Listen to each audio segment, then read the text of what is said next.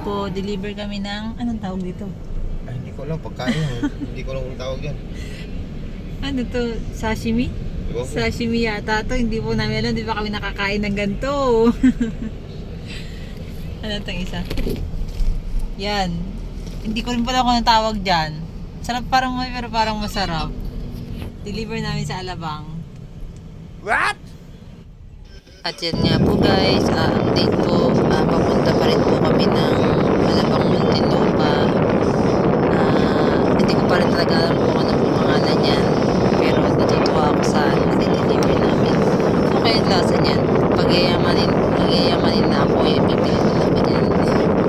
Di ba po to awkward sa panahon ngayon? Ano lang po, tamang tingin lang po tayo ngayon dito sa i-deliver natin. Yung nasa pangalawang ano po, mukhang masarap din po siya. Yung nasa ilalim niya pala, ano pala siya, tempura. Fried po siya. Basta lahat po na i-deliver namin masarap. Kaso po hindi ko pa natikman sa ito. Kayo guys, hindi po nyo na ba yan? Ay, lasa niya. Pero parang wala pa po siya ano, sabi ng asawa ko kasi i-steam lang daw po yan.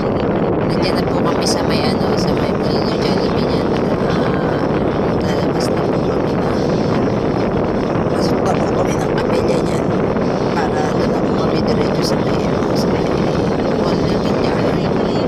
Sabi po yun doon masyadong marami.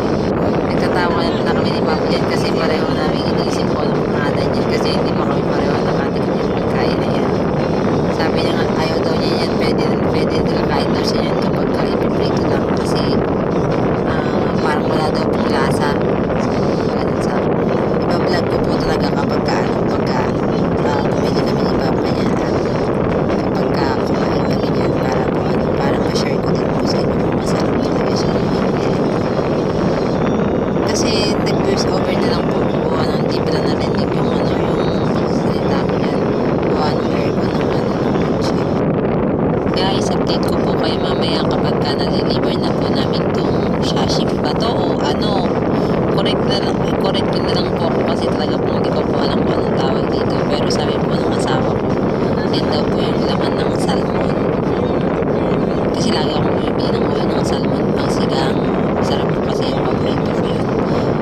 Ito daw po yung laman niya kasi puro ulo lang kasi ang pinipili ko kaya hindi ko po ano pero parang familiar nga po siya kasi orange din yung laman di ba may naiiwan naman po dun sa ulo niya yung laman yun po parang pareho nga po sila ng kulay kaso nga lang po yung laman po hindi po nakakumaro kaya sabi po ng asawa ko yan daw po yung laman ng salmon sabi niya po sa akin. Sige guys at baka mahulog tong dala-dala ko update ko na lang kayo mamaya kapag nandun na po kami sa location ng pagdideliveran namin itong sashimi ba to? Dito na tayo guys sa pin location ng deliver namin ng pagkain. Yan. Dito tayo sa may pinag-antay ng customer. Yan.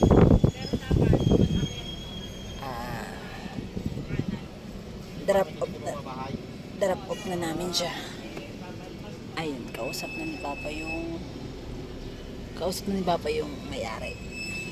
Tayo na lang inaantay namin. Sige guys, susunod na deliver ulit. Thank you. Bye-bye.